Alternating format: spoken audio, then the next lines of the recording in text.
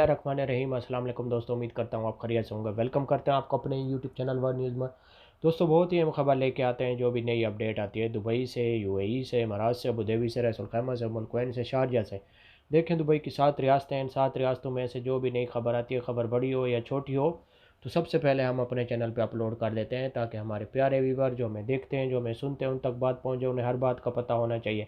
जैसा कि आप लोगों ने थंबनेल में पढ़ा ही होगा, दुबई एयरपोर्ट से नया हुक्म जारी हो चुका है। तो आज हम इस मौजू पर बात करने वाले हैं। तो वीडियो शुरू करने से पहले हमारी प्यारी सी छोटी सी रिक्वेस्ट है, अगर आप हमारे चैनल पर फर्स्ट टाइम है, जो हमें देखते हैं, जो हमें सुनते हैं, हमारा चैनल सब्सक्राइब कर लें, बेल आइकन प्रेस कर लें, चैनल को लाइक भी कर लें। इससे फ़ायदा ये होगा, नई वीडियो का नोटिफिकेशन सबसे पहले आप लोगों तक पहुँचेगा। आज की वीडियो बहुत अहम है, ख़ास तौर पर उन मेरे भाइयों के लिए जो दुबई जाना चाहते हैं, उनके लिए जो नया नोटिफिकेशन जारी हुआ है उस पर आज बात करने वाले हैं। टाइम वेस्ट किए बगैर चलते हैं न्यूज़ अपडेट की तरफ।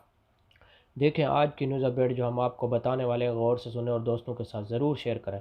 देखें, बात यह है कि अगर आप दुबई जाना चाहते हैं तो सबसे पहले आपका जो बीसीआर का टेस्ट है वो 72 घंटे का होना चाहिए। इससे अगर 72 घंटे से ऊपर होगा तो आपको एंट्री बंद होगी आपकी।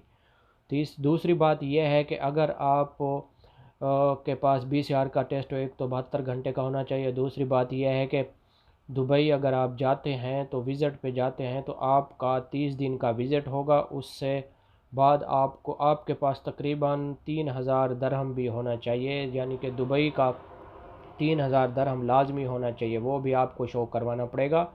और तीसरी बात यह है कि आप जिस होटल में रहेंगे, यानी कि आप जिस होटल में जा रहे हैं विज़िट पे, तो उस होटल की बुकिंग भी आप लोगों को शो करवानी होगी।